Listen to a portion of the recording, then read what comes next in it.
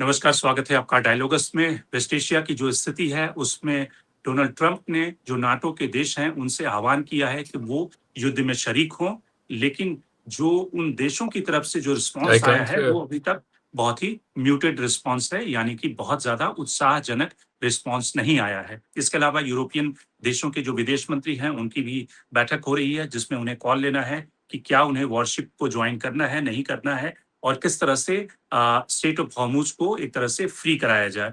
लेकिन इसके समानांतर जो भारत के लिए कामयाबी की बात कही जा सकती है या भारत की डिप्लोमेसी के लिए एक राहत की बात कही जा सकती है कि जो एलपीजी कैरियर हैं वो कहीं न कहीं एक सेफली भारत की तरफ लैंड होने के कगार पे हैं।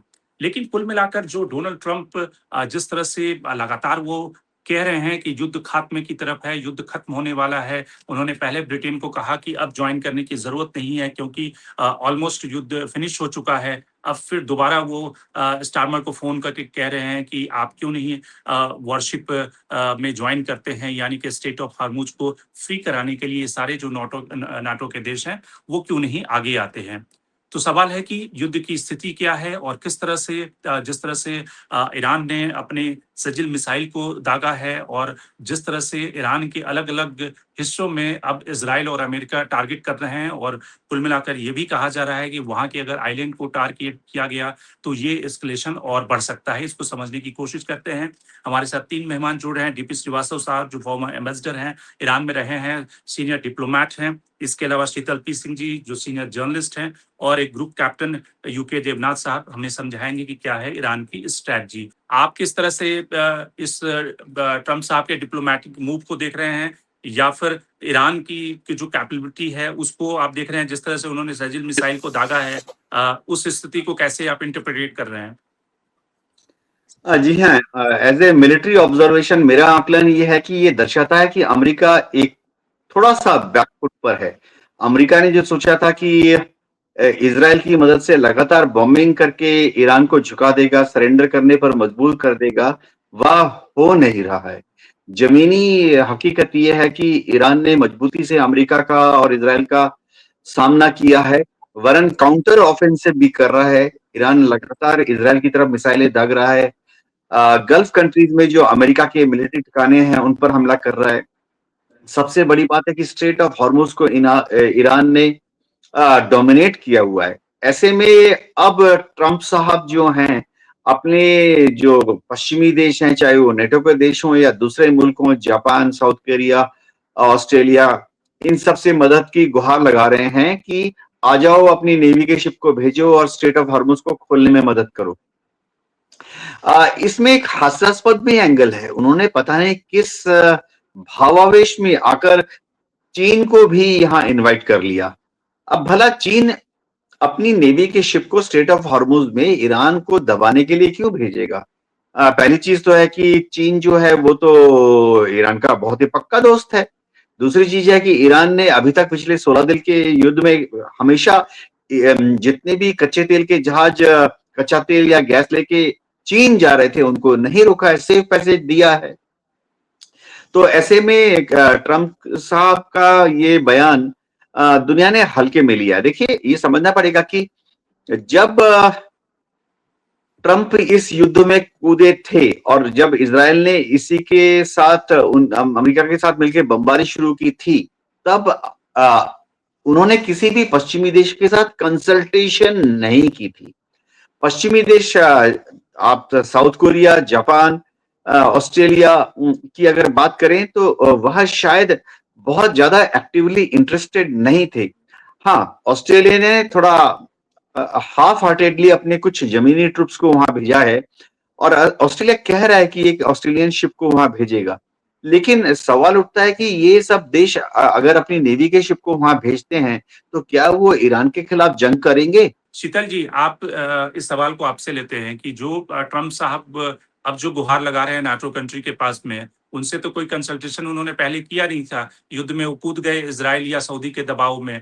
अब जो वो सहायता माँग रहे हैं, हेल्प माँग रहे हैं, तो क्या आपको लगता है कि ट्रंप के दबाव में ये सारे कंट्री अपने-अपने इंटरेस्ट को छोड़कर सहायता के लिए आएँगे? और कल की तारीख में कैजुअल्टी हुई, उनके शिप पे ईरान ने अटैक कर दिया, तो उसकी गारंटी क्या ट्रंप साहब लेंगे?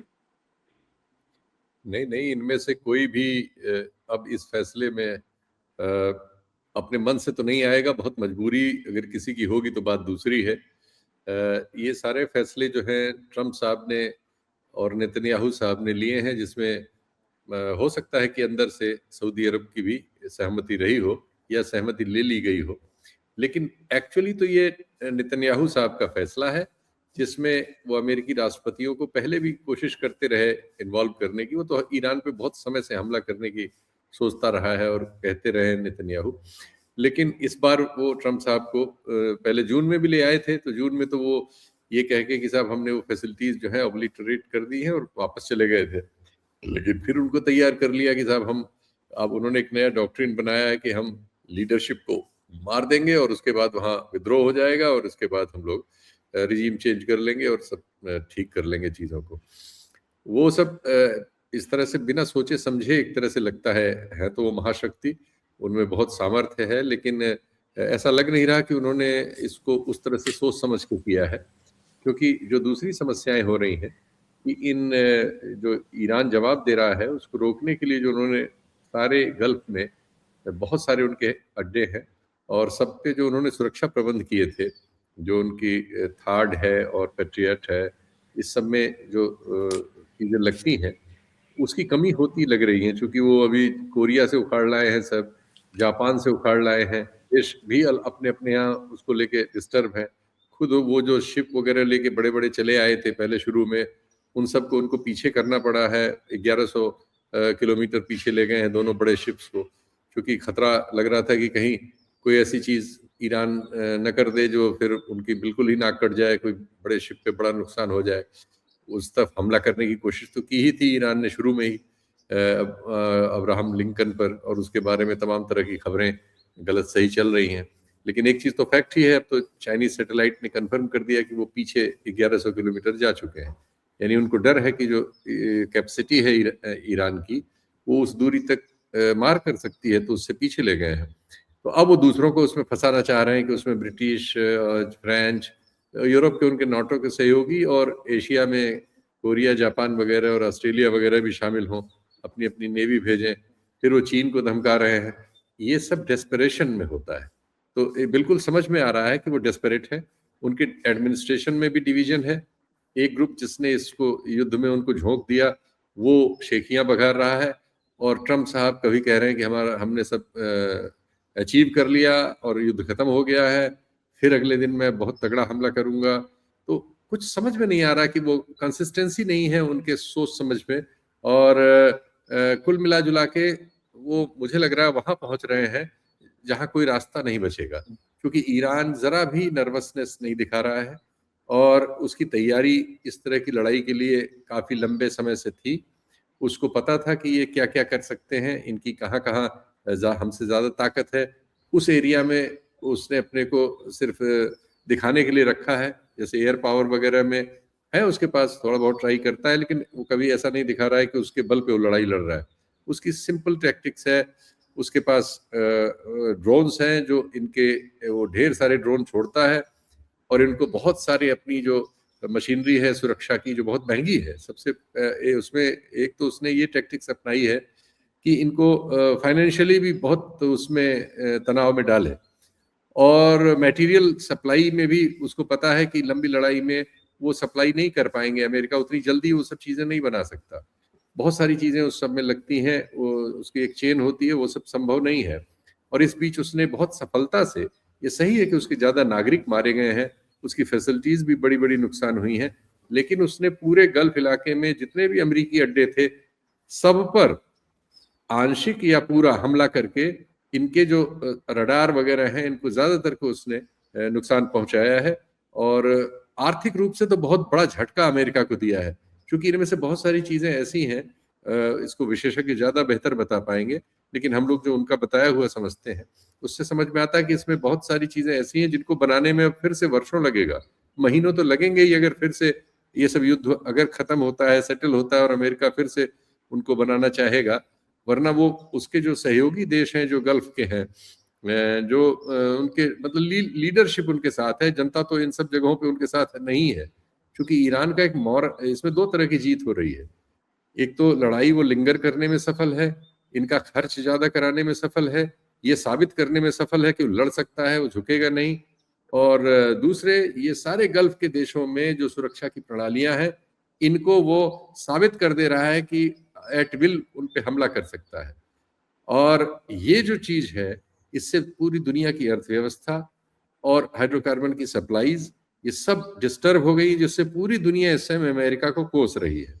पूरी दुनिया में जो पब्लिक ओपिनियन है इजराइल के एक हिस्से को छोड़ के अमेरिका के खिलाफ है। इस मामले पर खुद अमेरिका में उनके खिलाफ है, और जैसा मैंने कहा उनके खुद प्रशासन में जो कई लोग इसमें लूप में नहीं थे, अब वो बड़े स्वर होते जा रहे हैं और वो क्रिटिसाइज कर रहे हैं, और डेमोक्रेट्स तो कर ही रहे हैं। जितने सर्वेक्षण आ रहे हैं वो बता रहे हैं कि अमेरिका में बहुमत जो है ट्रंप के इस एडवेंचर से बिल्कुल असहमत है।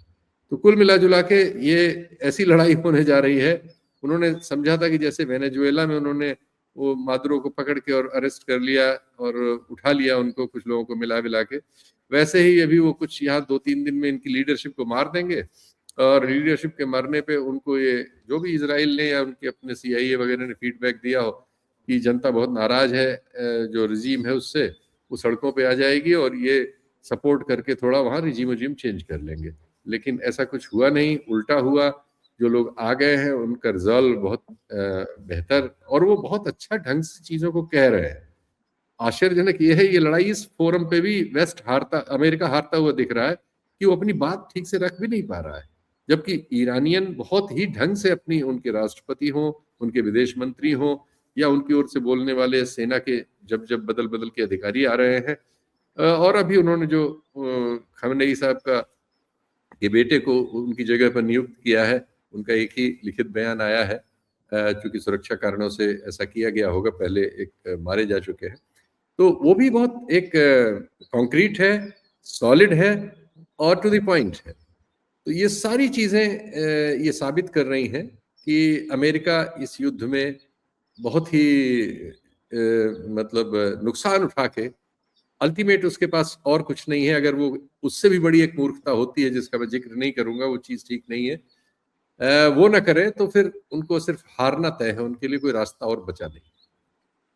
देवनाथ साहब, ये जो ईरान के विदेश मंत्री ने जो कहा है वो भी एक काफी सोचा समझा, जिसको कहते हैं कि चालाक डिप्लोमेसी का हिस्सा कह सकते हैं, जिसमें उन्होंने कहा कि स्टेट ऑफ हॉर्मुज जो है वो तो खुला हुआ है, वो सिर्फ अमेरिका और इजराइल के लिए बंद है, यानी कि जो दूसरे देश जो कि ईरान के साथ कॉपरेट करना चाहें या कॉपरेट कर रहे हैं उनके लिए वो खुला हुआ है। तो केस टू केस बेसिस है, यानी कि जो नाटो के कंट्री जिसको कि अमेरिका युद्ध में झोंकना चाह रहा है उनके लिए भी एक तरफ से सिग्नलिंग है, या चाइना के लिए सिग्नलिंग है कि भाई आप लोग इसमें ज्वाइन मत करो, आप लोग के लिए तो खुला ही है मामला।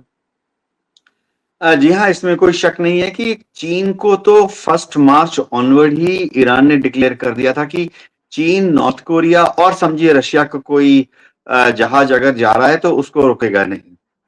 और बाद में उसने, ईरान ने ये भी क्लियर किया कि दुनिया के जो न्यूट्रल देश हैं या जो देश ईरान के प्रति एक दोस्ताना व्यवहार रखते हैं उनको भी जाने दिया जाएगा। सेकंड कैटेगरी में भारत आ गया। अब आज से 4 दिन पहले ईरान ने एक थर्ड कैटेगरी भी डिक्लेयर कर दी कि वो पश्चिमी देश या वो अमेरिका के सहयोगी देश जो कि इस युद्ध में अमेरिका के साथ नहीं है, अमेरिका को सपोर्ट नहीं कर रहे हैं, उनको भी जाने देगा।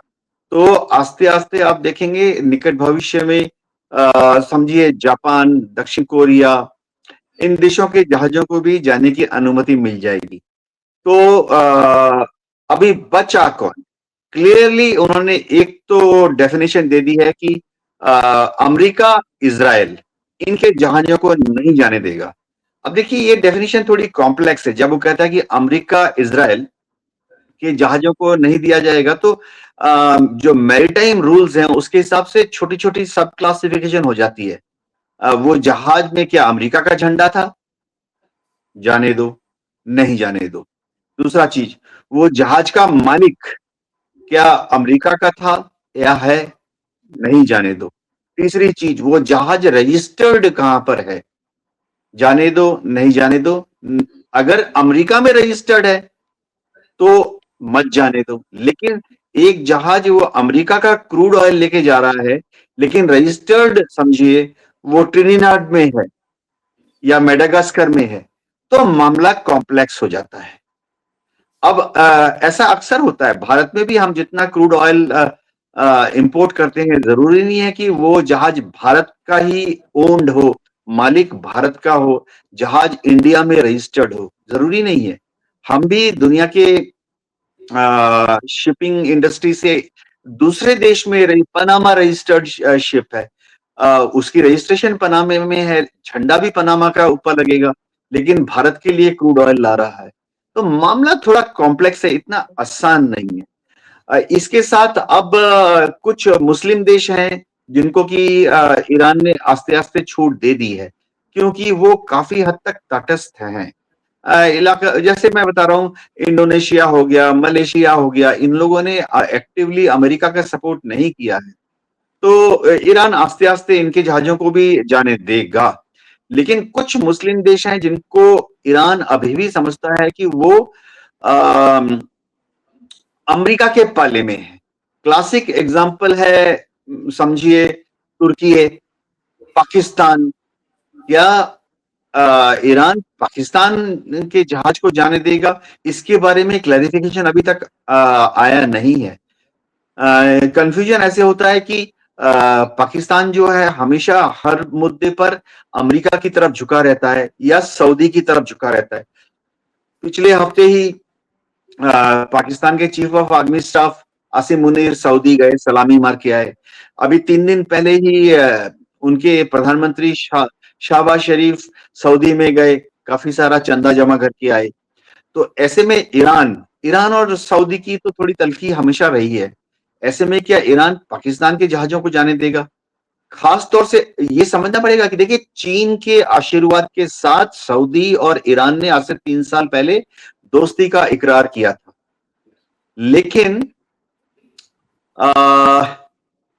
जब 28 फरवरी को अमेरिका ने बमबारी चालू की, तो सऊदी एकदम अलग थलग हो गया। सऊदी ने ईरान के बारे में एक भी सहानुभूति नहीं दिखाई। सऊदी ने ईरान के सपोर्ट में एक भी स्टेटमेंट जारी नहीं किया, वरन पश्चिमी मीडिया में तो ऐसी खबरें उछाल दी गई कि सऊदी के MBS मोहम्मद बिन सुल्तान, उन्होंने अमेरिका से दरखास्त की कि बमबारी शुरू करो ईरान के ऊपर। तो भविष्य में पॉलिटिकल सिनेरियो भी बहुत clear case to case basis पर सिलेक्ट किया जाएगा। जी बिल्कुल, बिल्कुल। श्रीवास्तव साहब, आपको आवाज मिल रही है, तो आपसे ये समझना चाहेंगे कि ये जो आपको लगता है कि चूंकि आप ईरान में रहे हैं, ट्रम्प का नेक्स्ट टारगेट क्या होगा? और जिस तरह से ट्रम्प ये कह रहे हैं कि वो आइलैंड के ऊपर अटैक करेंगे, और जो जहाँ पे ईरान का खास तेल का कारोबार है, जहाँ से तेल का रिजर्व है, उस पे, और क्या यूरेनियम जहाँ पे ईरान ने सीक्रेट जगह पे रखा हुआ है, उसकी भी कोई पॉसिबिलिटी आपको दिखती है कि जिस तरह का मोबिलाइजेशन ट्रम्प चाहते हैं कि अलग अलग देशों के, नाटो कंट्री के शिप उनको ज्वाइन करें, तो क्या ये स्थिति आपको दिखती है कि वो उस आइलैंड पे ही जाके कब्जा कर लें और एक तरह से ईरानियन जो गार्ड्स हैं उनसे वो उनकी सिक्योरिटी से अलग करा लें उस आइलैंड को? क्या ये संभावना दिखती है ट्रम्प का? जी, इस सवाल के जवाब के पहले मैं आपके पिछले सवाल पे जाना चाहूँगा कि खाड़ी में फ्रीडम ऑफ नेविगेशन हो सकती है या नहीं। इसका सबसे आसान तरीका तो ये है कि इजराइल और अमेरिका ईरान पे बमबारी बंद कर दे। ईरान ने तो हॉर्मुज स्ट्रेट पे अपनी तरफ से तो नहीं कोई रुकावट लगाई थी, ये तो तब हुआ है जब उसके ऊपर आक्रमण किया गया। तो अगर राष्ट्रपति ट्रम्प को इतनी चिंता है कि जो अंतर्राष्ट्रीय इंटरनेशनल ट्रेड में डिसरप्शन हुआ है, एनर्जी सप्लाई में डिसरप्शन हुआ है, वो रोका जाए और ऑयल सप्लाईज रिस्टोर की जाए, सबसे आसान तरीका तो उनके पास है कि साहब वो अलाउ कर दें, दोबारा वो बमबारी बंद कर दें। उसके लिए तो वो तैयार नहीं है। जिस दिन उन्होंने कहा लड़ाई ख़त्म होने पा रही है, उसके अगले दिन उनके रक्षा मंत्री ने कहा कि हम बमबारी बढ़ा देंगे, और उन्होंने वाकई बमबारी बढ़ा दी। और अमेरिका से ज़्यादा इजराइल ने बमबारी बढ़ाई, बल्कि American chairman chiefs of staff ने इस कांग्रेशनल हियरिंग में कहा कि हम तो काफ़ी संयम से काम करते हैं, लेकिन इजराइल का जो मन आता है वही टारगेटिंग का वो कर लेते हैं।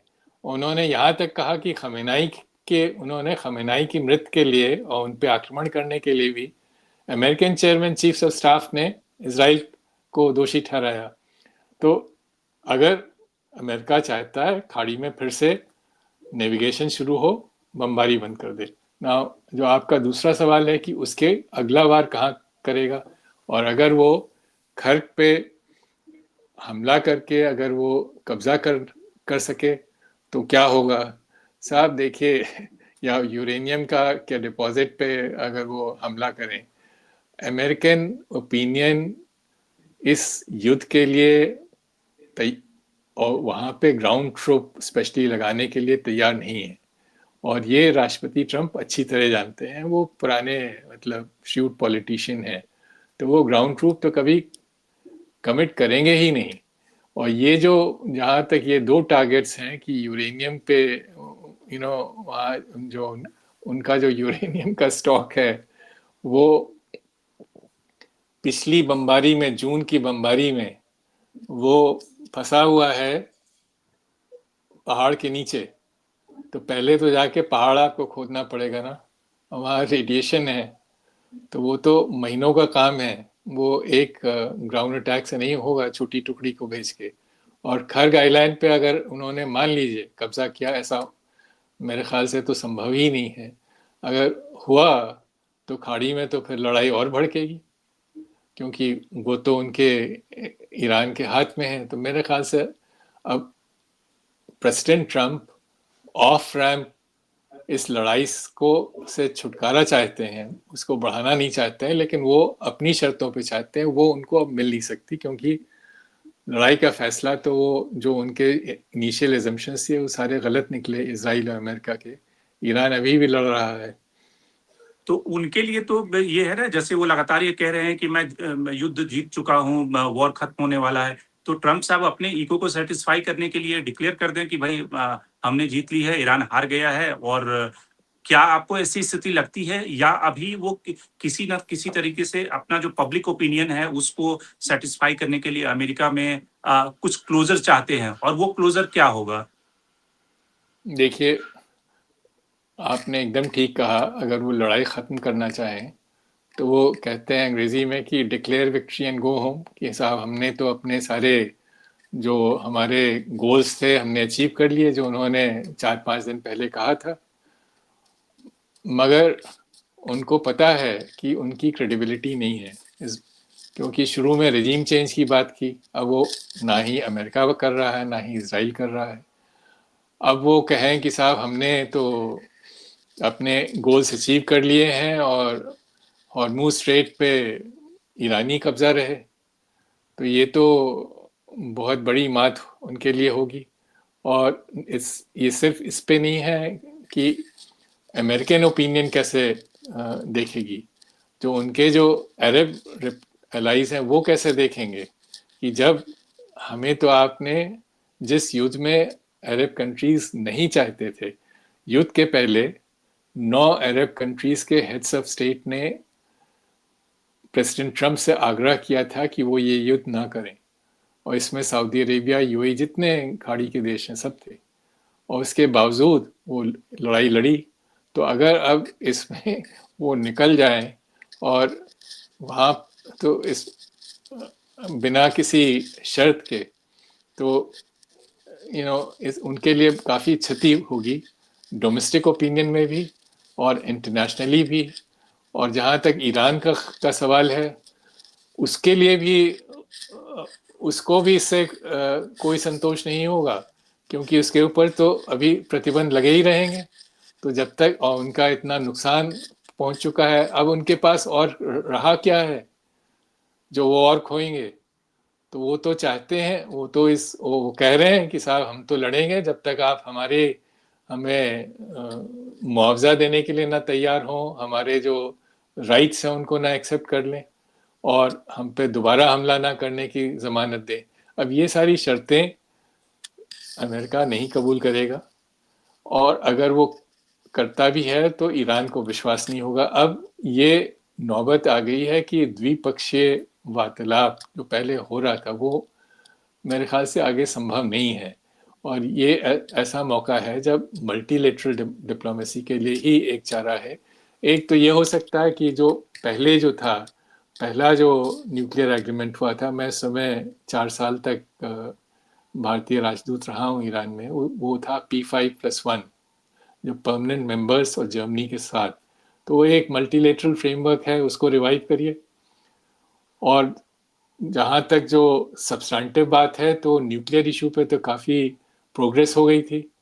जेनेवा टॉक्स जो हुई हैं युद्ध छोड़ने के 2 दिन पहले, उसमें ओमान के विदेश मंत्री जिन्होंने मध्यस्थता की थी, उन्होंने वॉशिंगटन में अपने बयान में कहा कि ये तो ईरान ने तो मान लिया था कि हम कोई यूरेनियम इन्वेंट्री नहीं रखेंगे और जो एग्जिस्टिंग इन्वेंट्री है उसको डाइल्यूट कर देंगे। तो इससे बढ़ के इसके मतलब कि वो बिना इन्वेंट्री के, बिना यूरेनियम स्टॉक के आप बम बना ही नहीं सकते। तो वो तो बेचारे मान गए थे, और जब वो मान गए थे कि जो भी उनका एनरिच यूरेनियम का पुराना स्टॉक है उसको डाइल्यूट कर दें, तो अब उसको उस पर कब्जा करने के लिए अमेरिका अपनी ग्राउंड ट्रूप्स लगाए और भारी खतरा मोल ले इसके, तो कोई भी इसका कोई औचित्य तो समझ में नहीं आता है। तो ये एक बहुत बड़ा डायलेमा अमेरिका के लिए अब है, प्रेसिडेंट ट्रम्प के लिए, और ये डायलेमा इजराइल और अमेरिका ने खुद अपने लिए क्रिएट किया हुआ है। तो अब तो उनको ये तभी, इसका रिजॉल्व तभी होगा जब वो ईरान की अब शर्तें माने। वो वक्त निकल गया जो कि वो जो यूनिलेटरली उन्होंने जून की लड़ाई के बाद अपना सीज फायर डिक्लेयर करके निकल गए थे, क्योंकि इस बार तो हॉर्मुज स्ट्रेट के बंद होने से ईरान ने पूरे अंतर्राष्ट्रीय समूह को इसमें खींच लिया है। तो वो उनके कब्जे में रहे और ये युद्ध बंद करके वापस निकल जाएं, ये तो अमेरिका के लिए बहुत ही भारी क्षति होगी। और एक और सवाल एम्बेसडर श्रीवास्तव की, आपको लगता है कि भारत के लिए इसमें क्या सीख लेने वाली बात है? भारत का जो जिस तरह से एलपीजी क्राइसिस का पूरे देश में हाहाकार मचा हुआ है, तो हमें लॉन्ग टर्म की जिसको कहते हैं एबिलिटी और लॉन्ग टर्म के लिए क्या आपको लगता है कि ऑप्शन एक्सप्लोर करने चाहिए, जिस तरह से पाइपलाइन की पॉसिबिलिटी हो सकती है? देखिए, यहाँ पे 3 चीजें हैं: कच्चा तेल, क्रूड ऑयल, एलएनजी गैस और एलपीजी। कच्चा तेल, जहाँ तक क्रूड ऑयल की बात है, उसकी सप्लाईज काफ़ी डाइवर्सिफाइड हैं, विश्व स्तर पे भी और हिंदुस्तान के लिए भी। तो हालांकि जो इस खाड़ी से विश्व का 20% कच्चे तेल का निर्यात होता है, इतनी बड़ी मात्रा का अगर लॉस हो जाए, वो किसी और स्रोत से या सोर्स से उसकी आपूर्ति नहीं की जा सकती है।